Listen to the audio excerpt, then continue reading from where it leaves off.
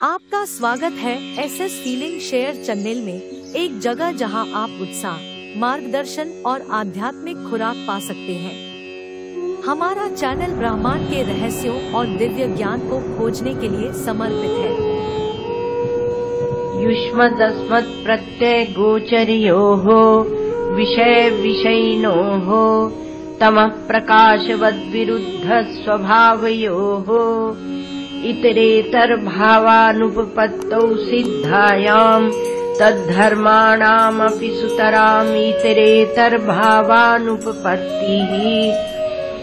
तो इसमें क्या कहा? पहला वाक्य, वैसे वाक्य तो लंबा चला है, वाक्य तो लोक व्यवहार था, एक ही वाक्य। यहाँ पर सुविधा के लिए पृथक पृथक किया गया।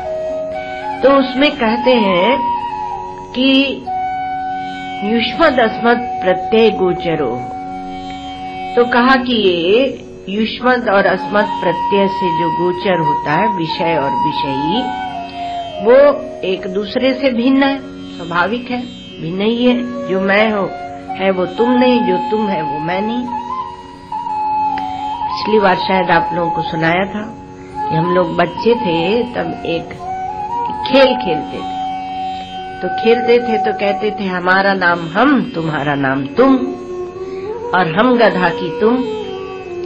उसमें ये प्रश्न उठाया जाता था। पहले के खेल भी सब विवेक पूर्वक होते थे, ऐसे ही बनाए जाते थे, कोई बड़ों नहीं सिखाया होगा। तो हमारा नाम हम है और तुम्हारा नाम तुम है। अब बोलो कि हम गधा है कि तुम है। यदि वो कहता है कि हम गधा है तो क्या होगा? वो खुद हो जाएगा। यदि वो कहता है तुम, तो तुम्हारा नाम ही तुम है, तभी भी वो तुम हो जाएगा। फिर बड़ी युक्ति से फिर दिमाग लगा के, बहुत छोटे छोटे पहली में पढ़ने वाले, तो फिर दिमाग लगा के फिर हम लोग ऐसे कहते थे, जिसका नाम तुम है वो हमारा नाम हम, तुम्हारा नाम तुम, तो तुम नाम का जो है वो नहीं है गधा। जिसका नाम हम रखा गया है वो गधा है। अब यही बात है, जिसको आप अहम अहम कहते हैं वो विशुद्ध है, लेकिन आप भ्रांत धारणा बना के उसकी विशुद्धता को भूल गए, तो उसको कहाँ पहुंचा दिया। तो कहा कि ये विषय और विषयी है, और इन दोनों का अंधकार और प्रकाश के समान विरुद्ध स्वभाव है। फिर भी क्या होता है? उनकी एक दूसरे के का भाव सिद्ध नहीं होता है, और उनका धर्म भी जो है वह भी पृथक है। ये मानना पड़ेगा। इत्यतो तो बात तो पूरी हुई नहीं। कहा दो भिन्न भिन्न है, इतनी ही बात तो कही गई, और उनके धर्म भी भिन्न है, इतनी ही बात तो कही गई। तो बात कहनी क्या चाहते हैं भगवान भाष्यकार? तो कहा इति अतो अस्मत् प्रत्यय गोचरे विषयिनी चिदात्मके। अब अध्यास बताना चाहते हैं। तो कहा कि जो अस्मत् प्रत्यय गोचर जो विषयी है, चिदात्मा है, उसमें युष्मत् प्रत्यय गोचर जो विषय है, उनके धर्मों का अध्यास हो गया। अध्यास माने आप समझे, अध्यारोप ठोक दिया गया। पहले बताया था तस्मिन् तद्बुद्धि, एक में दूसरी बुद्धि ले आना ना। तो कहा कि उसमें ऐसे अध्यास की परिभाषा स्वयं बताई जाएगी। यहाँ तो हम लोग काम चलाओ परिभाषा लेके अभी भाष्य समझने की कोशिश कर रहे हैं। तो कहा कि युष्मत् प्रत्यय गोचर जो उसके धर्मों का, उसमें अध्यास कर दिया गया। तो उसी खेल की तरह खेल ही है ये सब, इसको आप भारी मत समझना। ये अध्यास आदि जो है ये खेल ही है, वास्तविकता तो अध्यास नहीं है। और उसके विपरीत क्या हुआ कि जो विषयी चिदात्मा तद विपर्येन विषयिणस्तद धर्माणम, जो विषयी चिदात्मा है उसके धर्मों का विषय प्रपंच में अध्यास नहीं होना चाहिए, होना नहीं चाहिए। हम ऐसा चाहते हैं कि देह बहुत दिनों तक जिए, तो हमने क्या किया? हमारी जो अमरता है वो देह में बिठाने की कोशिश कर ली। तो कहा कि ऐसा अध्यास होना नहीं चाहिए और विषयों का अपने ऊपर अध्यास होना नहीं चाहिए। तथापि फिर भी हो रहा है। ये हमारा अनुभव है, ये हमारी अनुभूत बात है कि हम दोनों को मिला रहे हैं, इसलिए ब्रह्म विचार आवश्यक है। तथापि अन्योन्यस्मिन् अन्योन्यात्मकताम् अन्योन्य धर्मांश्च अध्यस्य, एक में दूसरे के अन्य और अन्य, अर्थात एक जो अहम है, एक जो इदम है, तो इन दोनों में ये इदंता में ले जाके अहंता के धर्म स्थापित किए गए और अहंता के धर्म इदंता में स्थापित किए गए। तो अन्योन्य के स्वरूप और अन्योन्य के धर्मों का अध्यास करके इतरेतर अविवेकेन, एक दूसरे की पृथकता को, विवेक को हमने जाना नहीं और इसलिए अत्यंत विविक्तयोः धर्म धर्मिणोः मिथ्या ज्ञान निमित्तः, तो अविवेकेन, अविवेक के कारण अत्यंत विविक्त जो विषय और विषयी है, दृश्य और दृष्टा है, ज्ञाता और ज्ञेय है, ऐसे जो पृथक हो रहे, तो उनको हमने यहाँ पर शब्द क्या लिया गया है? विषय और विषयी प्रारंभ से, तो विषय विषयिनो हो, तो अत्यंत विविक्तयो हो धर्म धर्मिनो हो, तो इनका क्या कहा? मिथ्या अज्ञान निमित्त। तो अज्ञान भी क्या है? मिथ्या है। फिर भी इसमें सत्यान्वृते मिथुनी कृत्य, एक जो मैं है वो सत्य है और जो यह है वह है, तुम है वह अनृत है, वह झूठा है। ये दोनों को एक करके अहम इदम ममेदम इति नैसर्गिको अयम लोक व्यवहार। तो उसमें क्या कहा कि मैं यह हूँ, मैं देह हूँ, मानते हैं कि नहीं आप? और मम इदम, मेरा यह देह है, दोहरा है यह अध्यास, अन्योन्यात्मकता, तो इसमें दोहरा हो गया, मेरा यह देह है और मैं देह वाला हूँ, ऐसे दोहरा हो गया। तो मैं देह हो गया और देह मैं हो गया, ऐसे ये नैसर्गिक यह अध्यास यह चल रहा है। अब आपने जब सत्संग में सुना, अभी श्री महाराज जी क्या है रहे थे कि दरिद्र वो है जिसको सत्संग नहीं किया। रुपये पैसे से दरिद्र दरिद्र नहीं है, जिसके पास विवेक बुद्धि जागृत नहीं है। तो विवेक बुद्धि वो हमारी संपत्ति है। भगवान शंकराचार्य ने तो एक ग्रंथि लिख दिया, विवेक चूड़ामणि, आप खूब सुने हैं। तो चूड़ामणि, तो मणियों में सर्वश्रेष्ठ बहुत कीमती मणि, बहुत बड़ी संपत्ति, वह क्या है? मनुष्य की विवेक है। तो सत्संग किया, आपको विवेक हुआ और विवेक से आपको यह लगा कि मैं अपने ब्रह्म स्वरूप को नहीं जानता हूँ। तो ब्रह्म स्वरूप को न जानना, अपनी ब्रह्मता को, अपनी अनंतता को न जानना ही अज्ञान है। तो वह अज्ञान है। तो अज्ञान जो है उसकी एक पीड़ा हुई। पहले आपको बताया था स्वतंत्रता के लिए छटपटाता है और पराधीनता में स्वतंत्रता ढूंढने जाता है, अर्थात इससे उससे वह स्वतंत्रता ढूंढने जाता है, अर्थात अपने को पूर्ण करने जाता है, लेकिन पूर्ण नहीं होता, पराधीन बनता हुआ चला जाता है। यह चीज, कोई वस्त्र पहन लिए आधुनिक, तो कहा आधुनिका हो गई और सबने कहा अब देश आगे बढ़ रहा है। धन्य है ऐसे विचारों को, धन्य धन्य कृतकृत्यता में ले जाना। धन्य धन्यता एक होती है, कृतकृत्यता होती है। तो किसी बाह्य आवरण को लेकर कोई पूरा नहीं हो सकता, क्योंकि देह में होगा, दैहिक होगा, और दैहिक होगा तो आप दैहिक जीवन जिएंगे और वह कभी पूर्ण नहीं होता। तो कहा कि हम कुछ भावों को साथ में ले लेते हैं और आप बात कीजिए संसारी लोगों से, आपको बिल्कुल स्पष्ट हो जाएगा कोई भावुकता की बात करते हैं तो वो भावुकता की बात में इतने रचे पचे रहते हैं और चाहते हैं कि आप भी उसी भावुकता की बात में रहें।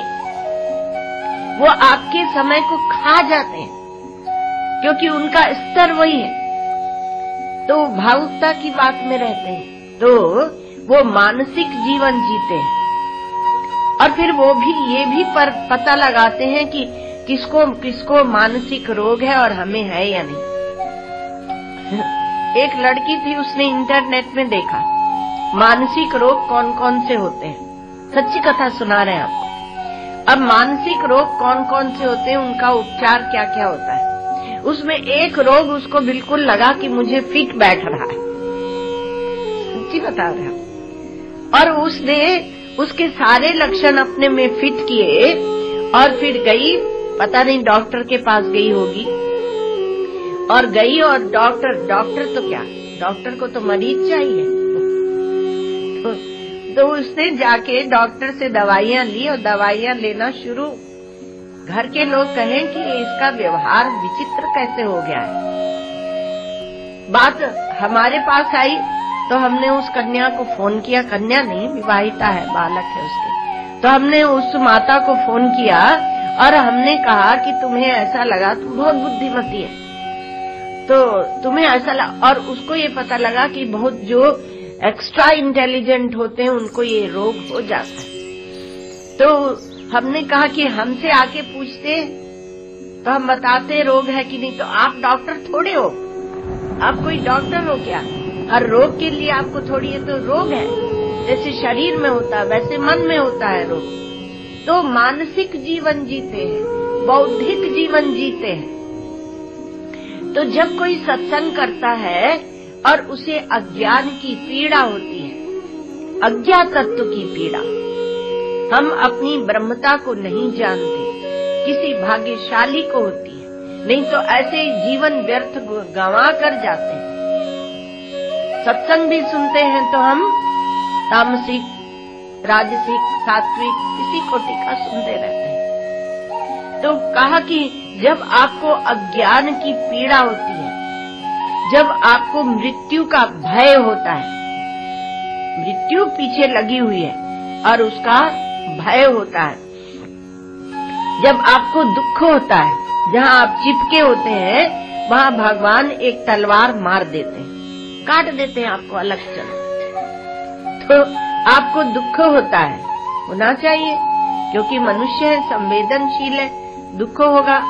तो जब ये अज्ञान, दुख, मृत्यु, भय, मृत्यु और भय को एक साथ ले लो, और क्योंकि हम तो दूसरे को ही मरते जीते, उसको ये रोग हो गया, उसको मर गया, आराम से सोच लेते, लेकिन हमारी भी मृत्यु हो जाएगी। और मृत्यु के उस पार क्या है, जो दैहिक जीवन, मानसिक जीवन हम जी रहे हैं वो यहीं का यहीं छूट जाएगा। उसके उस पार क्या है, यह प्रश्न उठना चाहिए। तो कहा कि अज्ञान, दुख और मृत्यु तो किसके विरोध में हो गए? सच्चिदानंद के विरोध में, है ना? ये आप समझते चलना। तो मृत्यु का भय क्यों है? क्योंकि हम अपने को सत स्वरूप नहीं जानते हैं। और अज्ञान का दुख, अज्ञान से हम भयभीत हैं, या अज्ञान की पीड़ा कह लो, क्यों है?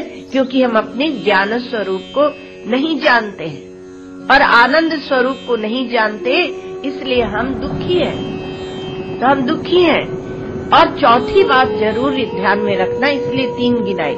सच्चिद आनंद के साथ में श्री महाराज जी हमेशा अद्वैत तत्व को अवश्य लाते।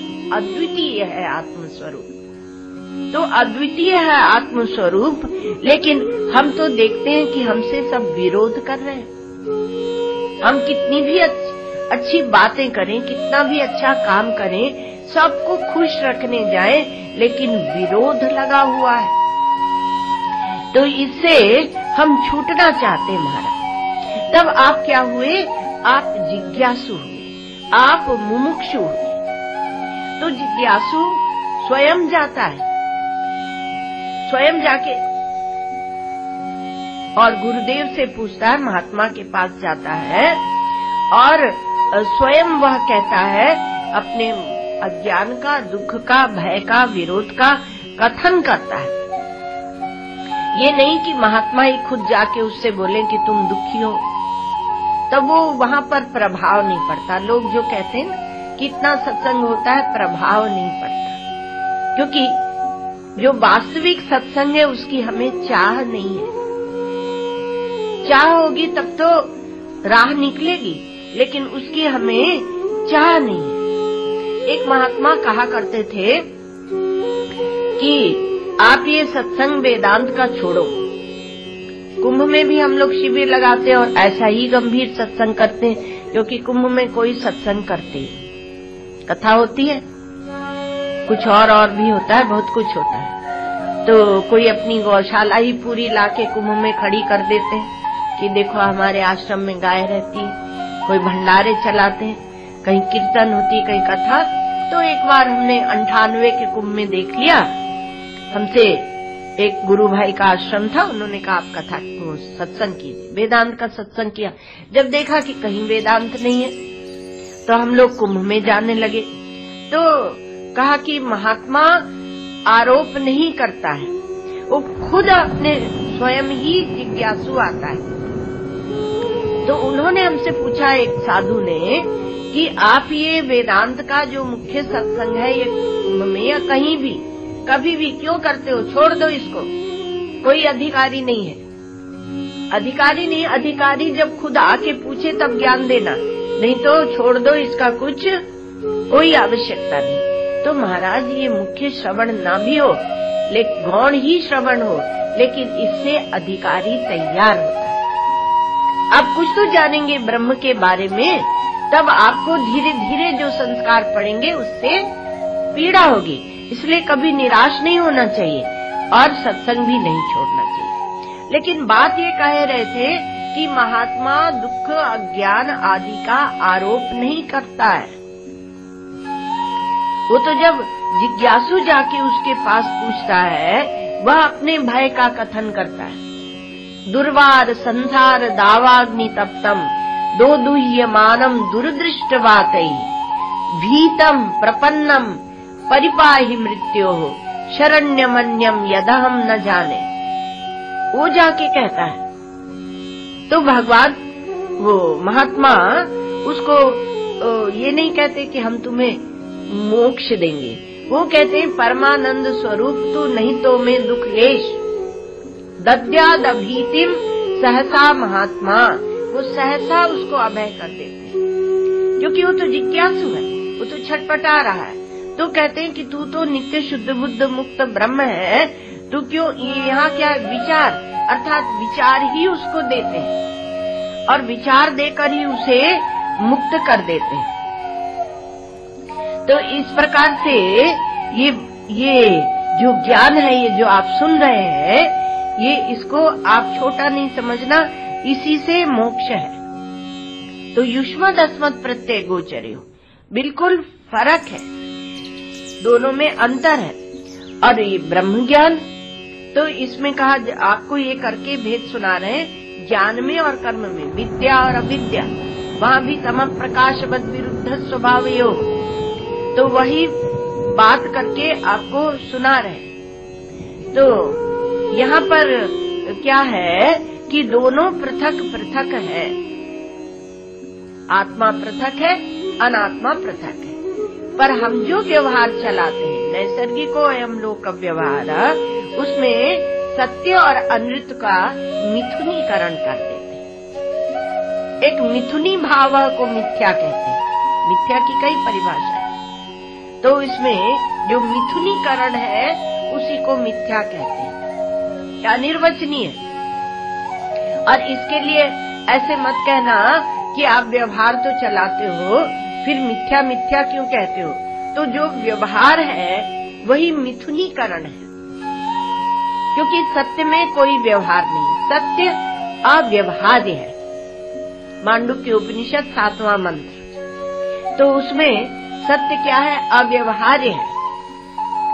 और अनात्मा जड़ है, दृश्य है उसमें भी कोई व्यवहार नहीं, वो क्या व्यवहार करेगा? देह पड़ा रहे वो क्या व्यवहार करेगा? जब उसमें चेतन प्रविष्ट होकर मैं करता है तब वहाँ पर व्यवहार चलता है। तो इसमें ये दोनों को जो हमने जोड़ा है उसी से व्यवहार चल रहा है। तो ये इसको सत्ता स्फूर्ति कौन दे रहा है? जो परस्पर विरुद्ध धर्माश्रय और परस्पर विरुद्ध धर्माधिष्ठान और परस्पर विरुद्ध धर्माधिष्ठान से अतीत है, वह परमात्मा परस्पर विरुद्ध धर्मातीत। परमात्मा को परस्पर विरुद्ध धर्माधिष्ठान कहते हैं, परस्पर विरुद्ध धर्मातीत कहते हैं, और विवर्ती अधिष्ठान भी कहते हैं। कारण बता के कारण का निषेध भी किया जाता है, तो विवर्ती अधिष्ठान भी कहा जाता है। तो ऐसा जो ब्रह्म तत्व है, यहाँ जो ये निरूपण भगवान शंकराचार्य कर रहे हैं वो उसकी दृष्टि से कर रहे हैं, उस तत्व की दृष्टि से कर रहे हैं। वो जो प्रज्ञानम ब्रह्म, श्रुतियाँ उसके लिए प्रज्ञानम ब्रह्म, अयम आत्मा ब्रह्म, अहम ब्रह्मास्मि, तत्वमसि, ऐसे महावाक्यों में निरूपण करते हैं। तो जब प्रज्ञानम ब्रह्म कहते हैं तो यहाँ जो विषय और विषयी है, विषय विषयी नो हो, यहाँ विषयी बता रहे हैं आत्मा को।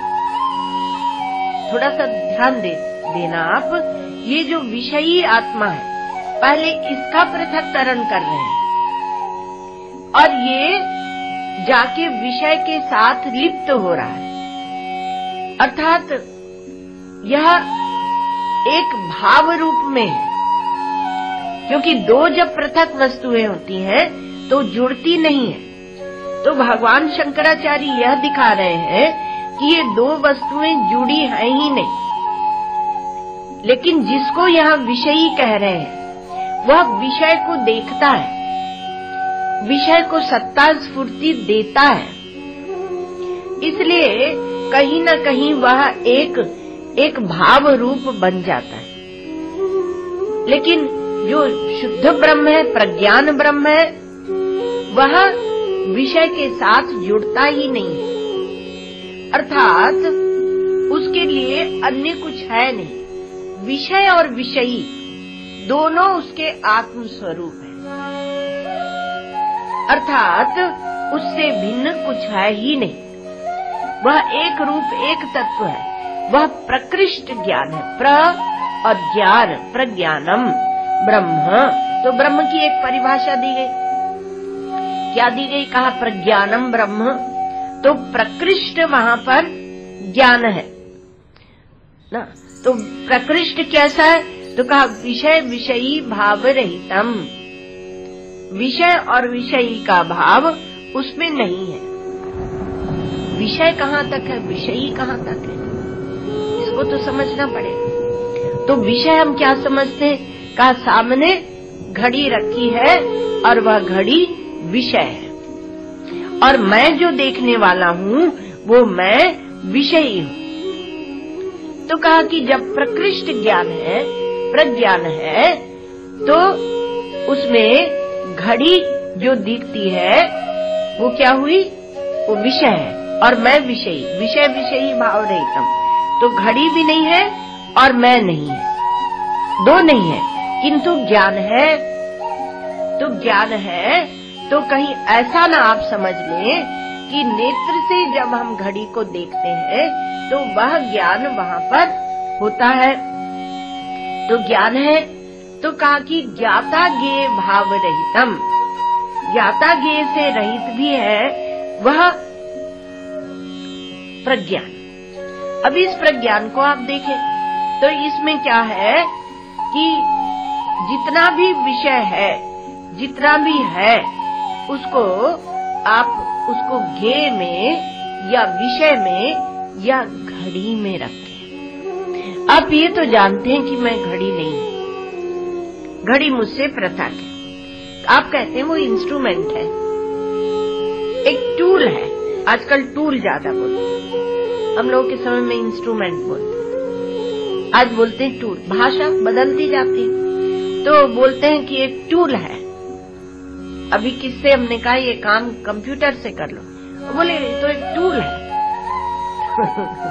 तो फिर क्या है कि कहा कि हम जो ये वस्तु जिसको समझते हैं उसका विस्तार कहाँ है? तो कहा पूर्व पश्चिम उत्तर दक्षिण जितनी भी आप देश की कल्पना कर सकते हैं, और जो देश की कल्पना और भूत भविष्य वर्तमान की जितनी कल्पना आप कर सकते हो आप कर लीजिए, इस समय कर लीजिए। आपको सत्संग सुनने की जरूरत नहीं, आप कल्पना कीजिए।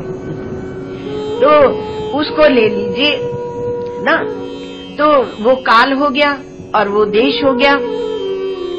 और ये जो वस्तु है, तो वस्तु में आप जो ज्ञाता बने हुए हैं, जो मैं बने हुए हैं, जो जीव बने हुए हैं, तो जब ज्ञाता या चेतन या मैं वो अहंकार से लिप्त हो जाता है तब उसको बोलते हैं जीव।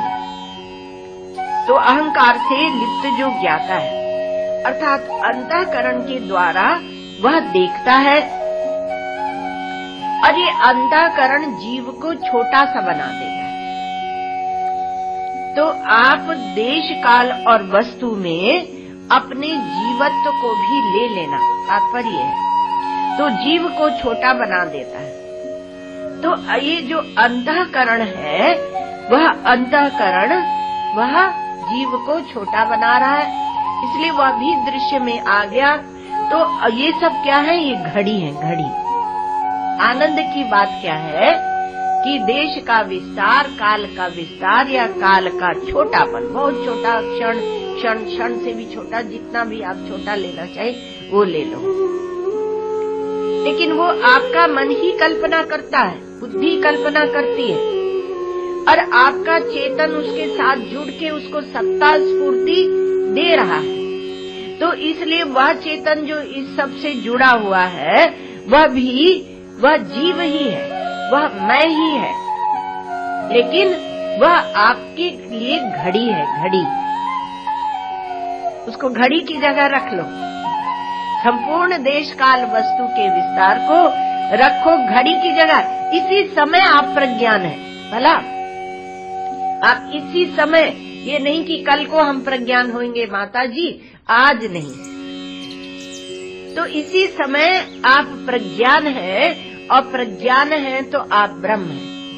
केवल दृश्य को दृश्य की जगह और दृष्टा को दृष्टा की जगह रखिए, और आप अपने विशुद्ध स्वरूप में सर्वाधिष्ठान सर्वावभासक, रोज तो कहते हैं सर्वाधिष्ठान सर्वावभासक, तो आप वह चेतन ही है। तो जो घड़ी है वह क्या है? कहा वह ज्ञेय है, और संपूर्ण ज्ञेय तम प्रकाशवद विरुद्ध स्वभावयोः आपसे विरुद्ध स्वभाव दिखाता है, और आप में ही कल्पित है और कुछ है नहीं। विषय विषयी दोनों को छोड़ो भाई, विषय विषयी नो, क्योंकि इसी में ये अध्यास हो रहा है। तो इसमें ये जो अध्यास हो रहा है, तो कहा कि ये ज्ञेय और घड़ी क्या है? तो घड़ी क्या है? तो कहा देश काल वस्तु, हम समझ गए।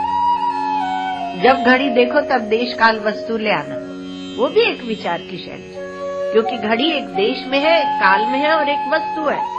और संपूर्ण व्यष्टि में जैसे है वैसे ही समष्टि में ले जाओ, तो समष्टि में ले जाओ, और उसी प्रकार से आपके अंदर की ग्रंथि में ले जाओ, दैहिक में ले जाओ, मानसिक में ले जाओ, बौद्धिक में ले जाओ। और आपको क्या बताएं, हमेशा आप सुनते हैं कि जो वैदिक परंपरा है उसमें आध्यात्मिक, आधिदैविक और आधिभौतिक तीनों पक्ष को लेकर विचार किया जाता है। एक ही विचार को आप तीनों पक्ष में ले जाइए। रोज रोज तो ये बात नहीं बताई जा सकती, इसलिए एक एक दिन एक एक सूत्र, एक बिंदु बताया जाता है। ज्ञान तो समझने के लिए बहुत बड़ा है, और श्री महाराज जी की शैली है, और फिर उसको भी समझाते हैं। तो बहुत व्यास विस्तार हो जाता है। इस युग के व्यास हमारे श्री महाराज जी, तो कितना विस्तार हो जाता है। तो कहा कि आप जब घड़ी कहे तो उसमें वो ले आइए। तो घड़ी अर्थात ये वृत्त्यात्मक अंतःकरण और इनके द्वारा देखने वाला मैं, जो इनके द्वारा देखता है, अंतःकरण के द्वारा बनता है। अंतःकरण को स्वीकार करते ही वह परिच्छिन्न हो जाता है। तो जब कहेंगे घड़ी, तो ये जितना भी है ये दृश्य रूप में देश काल वस्तु ले लेना, और वृत्त्यात्मक अंतःकरण और इनके द्वारा देखने वाला मैं, ये सब आ जाते हैं। तो मैं और अंतःकरण और विषय, अब इनको डंडा नहीं मारना है। तो हमें बहुत वैराग्य हुआ, हम इनको सबको डंडा मारेंगे एक एक को, तो डंडा किसी को नहीं मारना है। सब रहें, सृष्टि में सब रहें, सब भाषें, सब मालूम पड़े, है ना। लेकिन इनमें जो एक अनुस्यूत है, जिनमें इनमें जो एक अखंड है, एक अद्वय है। अभी आपको बताया था अद्वय को नहीं भूलना। ये अद्वय यही भगवान शंकराचार्य का हो जाता है, नहीं तो दूसरे आचार्य इन्हीं ब्रह्म सूत्रों का अर्थ करते हैं। तो वो कैसे समझोगे? तो इन सब में कहा कि जो सब रहे, सब भाषे, सब मालूम पड़े, लेकिन इनमें जो एक अखंड अद्वय ज्ञान है, जिसकी दृष्टि से तीनों बाधित हो जाते हैं। कौन बाधित हो जाते हैं? ये वृत्त्यात्मक अंतःकरण और इनके द्वारा देखने वाला मैं, ये तीनों बाधित हो जाते। अपने को यदि बचा लोगे परिच्छिन्न मैं को, तो आपको अपनी ब्रह्मता का बोध नहीं होगा, आपकी अपनी प्रज्ञानता का बोध नहीं होगा। आप ज्ञान स्वरूप, आप एक अद्वय, तो ये तीनों बाधित हो जाते हैं, मिथ्या हो जाते हैं। जिस ज्ञान में वह प्रज्ञान है, वह ब्रह्म है, वही प्रज्ञान है, वह ब्रह्म है। प्रज्ञानम माने प्रकृष्ट ज्ञान, विषय विषयी भाव रहितम, ज्ञात्री ज्ञेय भाव रहितम, दृष्टा दृश्य भाव रहितम। ये दृष्टा दृष्टात्मक भाव रहितम, और वो एतत् प्रज्ञानम। और ये क्या है? ये स्वयं प्रकाश तत्व है, इसको बनाने की जरूरत नहीं, ये स्वतः सिद्ध है, यह आपकी आत्मा है, ये ब्रह्म है। तत्वमसि अहम ब्रह्मास्मि अयम आत्मा ब्रह्म, ऐसी श्रुतियां उसको लखा रही है, उसको दिखा रही है। कोई सूक्ष्म बुद्धि वाला होता है जो उसको पकड़ लेता है, उसको जान लेता है,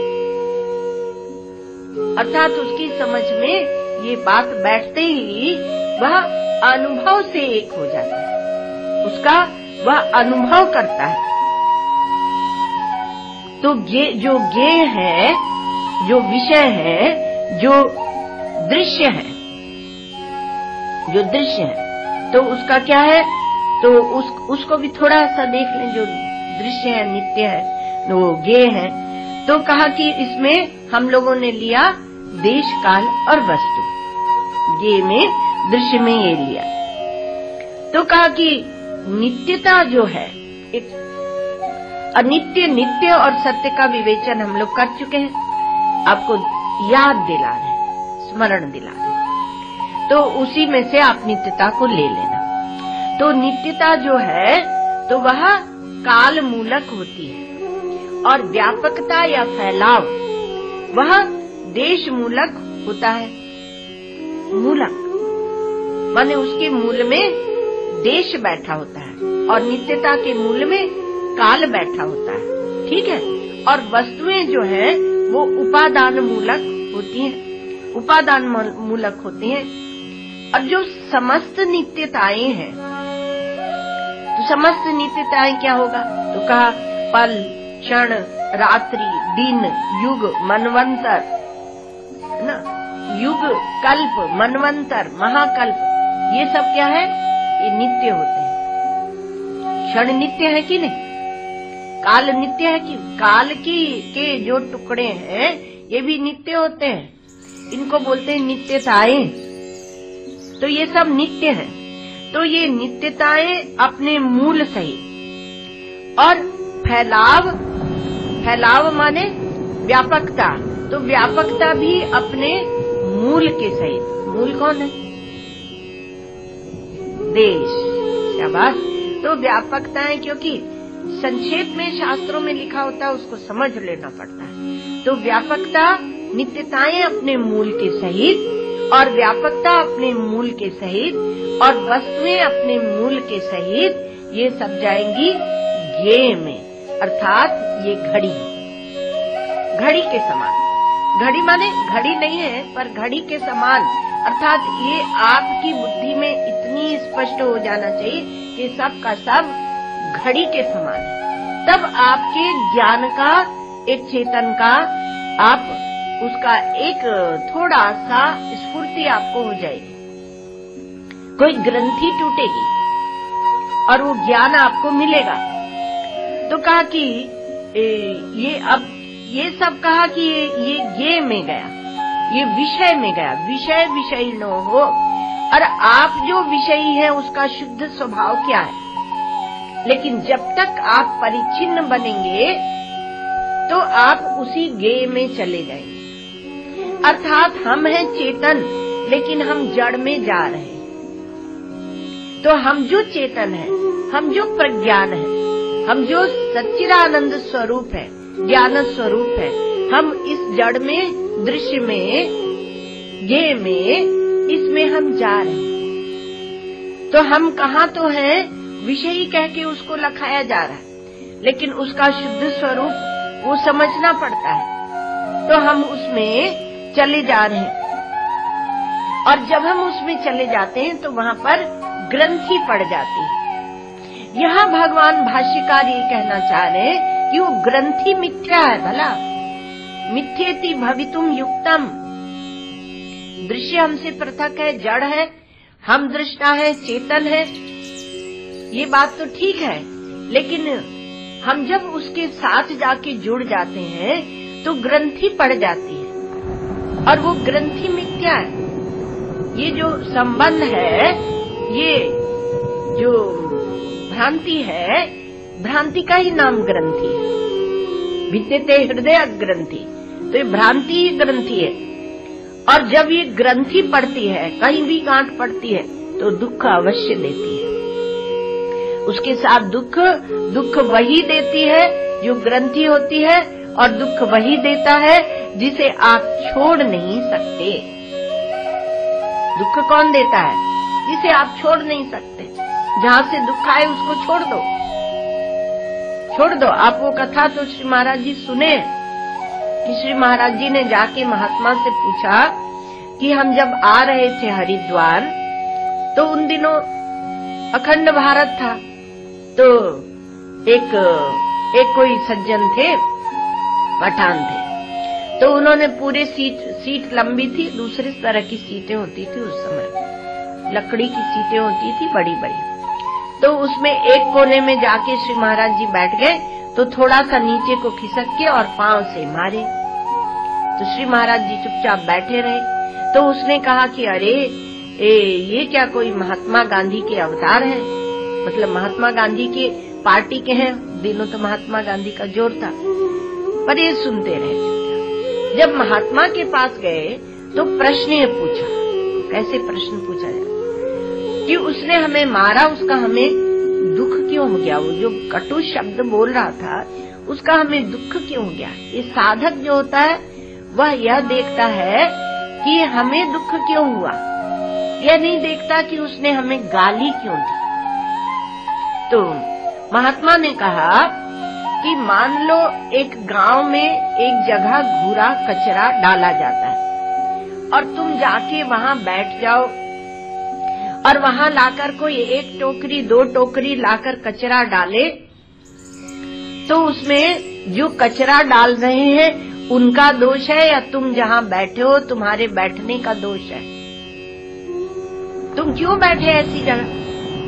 तुम्हें दुख इसलिए हुआ क्योंकि तुम देह में बैठे थे, देह में बैठे थे इसलिए दुख हुआ।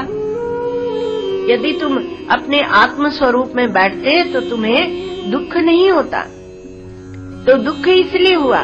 तो जब हम किसी बात को छोड़ नहीं सकते, छोड़ दो उसी समय, मैं देह हुई नहीं, देह को बोल रहा है तो बोलने दो। तो जिसे आप छोड़ नहीं सकते उसे ही कहते हैं ग्रंथि, उसे ही कहते हैं गांठ, उसे ही कहते हैं पोटली। साधुओं की भाषा में पोटली बांध के चल दिए। कोई चला गया, कोई जाए, कोई गठरी बांध सिधाए, कोई खड़ा तैयार अकेला रे। तो एक पोटली ले ली। अब जो मोहासक्त बुद्धि होती है, जैसे एक छोटे बर्तन में, छोटे मुंह के बर्तन में चना डाल देते हैं और उसमें बंदर जब हाथ डाल के चना निकालने लगता है तो वो मुट्ठी को खोलता नहीं है और हाथ निकलता नहीं तो चिल्लाता है। ऐसे बंदरों को पकड़ लेते हैं। तो कहा कि मुट्ठी बांध ली। जहाँ आपने मुट्ठी बांधी कि आप फंसे, मुट्ठी को खोल दो, मुट्ठी को खोल दो, असंग रहो। ये असंगता क्या है? असंगता आत्मा का स्वरूप असंग है। वो जब आपके अंतःकरण में प्रतिबिंबित होता है तब उसका नाम होता है वैराग्य। आत्मा की असंगता का प्रतिबिंबन, उसका नाम वैराग्य है। वैराग्य की बहुत सी परिभाषा है। तो ये वैराग्य के बिना, ये असंगता के बिना ज्ञान नहीं होता। और ये ब्रह्म का स्वरूप है। ब्रह्म में स्वरूप से ही असंगता है। अब हम उस असंगता को भूल गए, तो अब कहीं न कहीं जाकर हम फंस रहे। अब जा रही है दुनिया और पैसा चला गया, लेकिन आप तो दुनिया से पृथक हैं, आप स्वरूप से पृथक हैं, और लेकिन इस दुनिया के साथ बंधे हैं। दुनिया क्या है? ये रुपया, पैसा, अन्न, पानी, स्त्री, पुत्र, शरीर, अंतःकरण, अंतःकरण की वृत्ति, ये सब इसका नाम है दुनिया। अब इसमें हमने अपना मैं पना किया और इसी के साथ हमने मेरा पना किया, और सत्संग करते नहीं, दरिद्र हैं तो सत्संग करते नहीं, तो इसलिए दुखी हो जाते हैं। अब ये सबको हमने पकड़ रखा है। अब इसमें जब मैं मेरा पना करोगे तो दुख आएगा। ये स्त्री मेरी, ये पुत्र मेरा, ये धन मेरा, ये शरीर मेरा, ये अंतःकरण मेरा, इसमें मेरा मेरा करके समय रहते इससे असंग हो जाओ, नहीं तो ये आपको फंसा लेगी। इसीलिए इसको माया बोलते हैं। समय रहते इससे असंग हो। ये मैं मेरा करके पकड़ा तब दुखी हो रहे हैं। अब जब कोई रुपया चला जाता है तो दुखी होते हैं। तो लेकर तो आए नहीं थे, नंग धड़ंग पैदा हुए थे, कुछ भी नहीं था। अब यहाँ आने के बाद ये सब बना लिया, तो ये धन आदि जितना भी है, धन एक उपलक्षण है। तो ये मन की एक गांठ है, सब का सब मन की गांठ है। उसी को यहाँ पर कह रहे हैं मिथ्या। विषय विषयिनो हो तम प्रकाशवद विरुद्ध स्वभावयो, तो उसी को मिथ्या कहा जा रहा है कि सब मिथ्या है। तो ये मन की गांठ है। स्त्री, पुत्र, जाति, जाति बना लेते, जात पात, ये सब आपने थोपा अपने ऊपर। धन, दौलत और देश विदेश, वो भी थोप लिया जाता है। परिवार, इसको विस्तार नहीं कर रहे हैं। इज्जत, सम्मान बुद्धि में बिठा लेते, सब छोड़कर सत्संग में आना अर्थात सब छोड़कर विचार कीजिए। और सन्यास क्या है? सन्यास दोनों हाथ ऊपर उठा देते हैं और कह देते हैं ना अहम ना मम, न मैं यह हूँ और न यह मेरा है।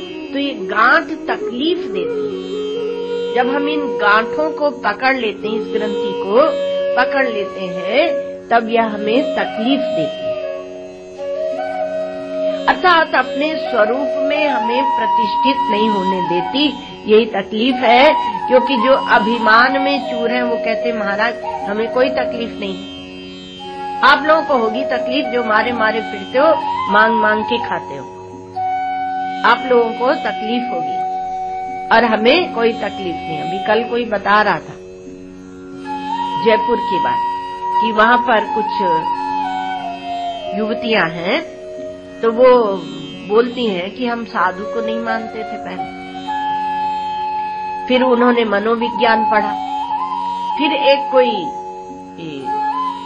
कोई परीक्षण किया गया बहुत से लोगों पर, तो परीक्षण में उन्होंने देखा कि जो ये साधु जिनके पास कुछ नहीं है इनको कोई मानसिक रोग नहीं है। जो ये साधु जिनको सोचते हैं कि मांग के खा लेते, दूसरों के ऊपर रौब करते, थोड़ी सी बुद्धि से विचार कर लेते, दूसरों को बहुत से आक्षेप हैं, आक्षेपों की कतार लगी हुई। तो वो बोली कि तब मुझे पता चला कि हम एक भ्रम में थे। इनको मनोवैज्ञानिक दृष्टि से ये अधिक स्वस्थ है। तो कहा कि दोनों हाथ ऊपर उठाए और चल दिए। कल आपको कहा था कि कर्म निष्ठा और ज्ञान निष्ठा है भक्ति में, वो गीता में, लेकिन भक्ति अनुस्यूत है, कोई भ्रम न रह जाए इसलिए बात उठा ली। भक्ति अनुस्यूत है, बिना भक्ति के ज्ञान होता नहीं, संन्यास होता ही नहीं, निष्ठा नहीं होती।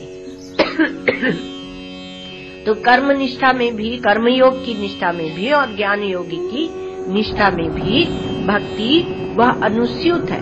अब कोई भी कर्म करे तो वह योग नहीं होता, जब वो भगवान से जुड़ता है तब वह कर्म योग होता है।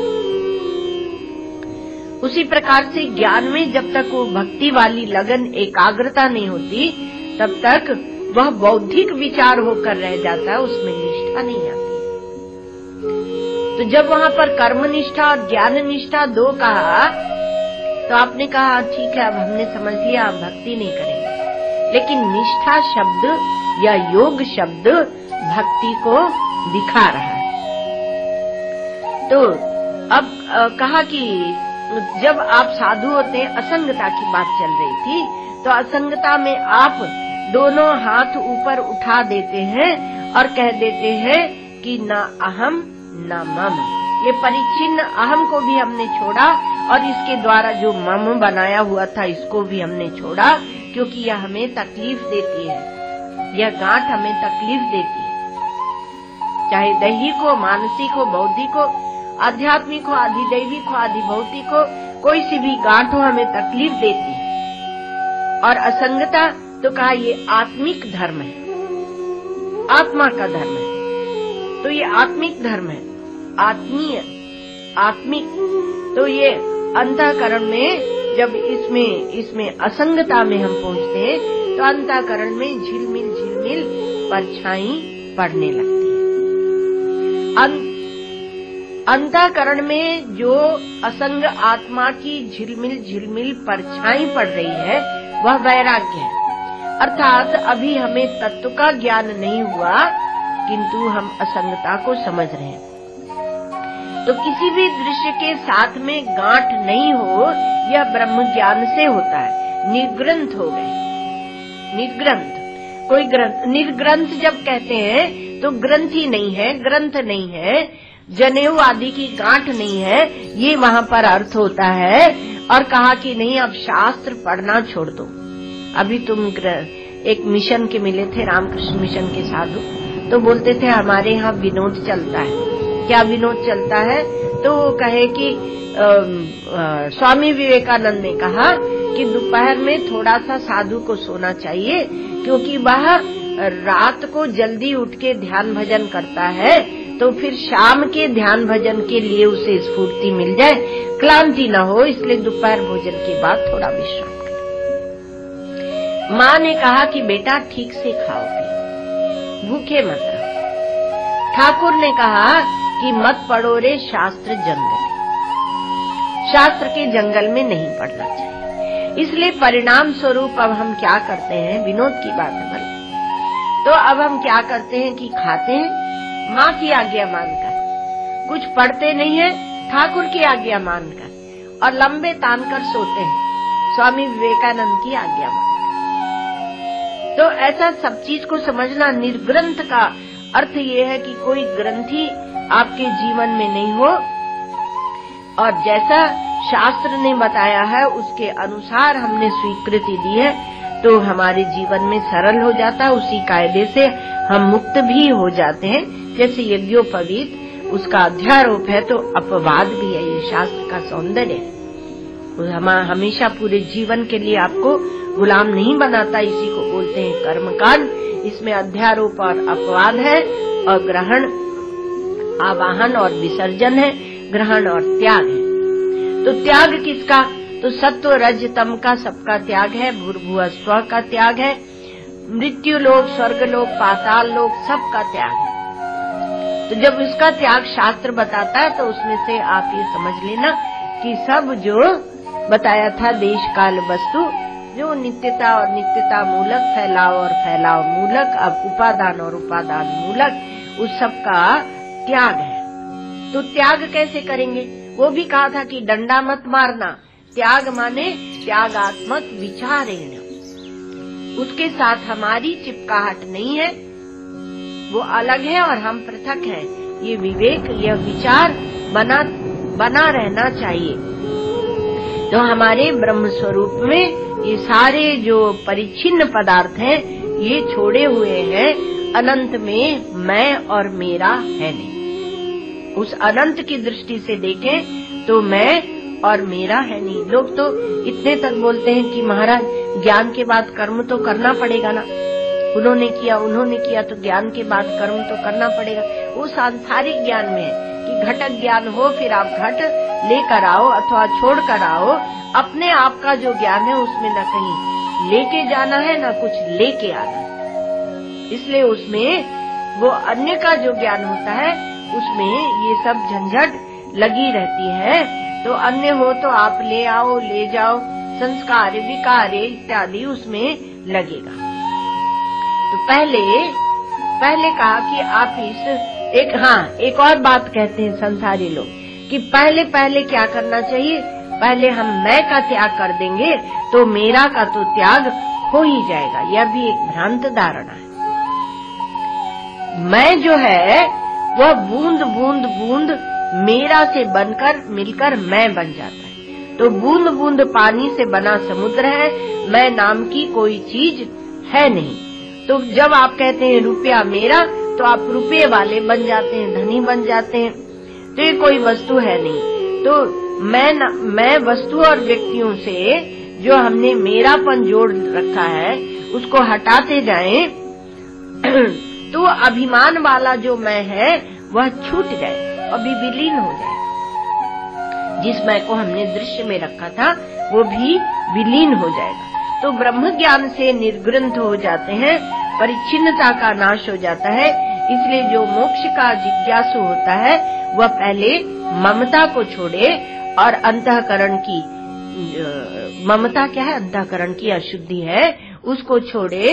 इस अंतःकरण की अशुद्धि को छोड़े और इसके लिए ईश्वर के चरणों में अपना मैं और मेरापना समर्पित करे। भक्ति है तो उसको समर्पित करे और उसके लिए विवेक की तलवार चाहिए। ये विवेक की तलवार भी भक्ति है। भक्ति में शक्ति होती है, तो इसके लिए विवेक की तलवार चाहिए। जो मेरा है उसे अनंत प्रभु के चरणों में समर्पित करो। अनंत प्रभु जो आपकी आत्मा है, जो परमात्मा है, वहाँ समर्पित करो। तात्विक दृष्टि से मैं मेरा, तू तेरा, ये सब छूटा हुआ ही है। लेकिन पहले हम भाव रूप से उसे समर्पित कर देते हैं। तो ग्रहण करने का केवल एक भ्रम बैठ गया हमारी बुद्धि में कि हमने ये भ्रम है। इसलिए भगवान भाष्यकार कहते हैं कि और आत्मा और अनात्मा की यह एक ग्रंथि पड़ गई है और इस ग्रंथि को ही हम ऐसे अनुभव करते हैं कि हमने ये ग्रहण किया। तो अनात्मा जो है वो त्यक्त ही है और त्याज्य है। तो ये समझकर उसमें उसको त्याग कर देना चाहिए। जब आप उसका अनात्मा का त्याग कर देते हैं तो आत्मा को कर्ता भोक्ता भाव पने से मुक्त हो जाता है। उसकी समाप्ति हो जाती है। इसकी और चर्चा कल करेंगे। ओम पूर्णमदः पूर्णमिदं पूर्णात् पूर्णमुदच्यते पूर्णस्य पूर्णमादाय पूर्णमेवावशिष्यते। ओम शांति शांति।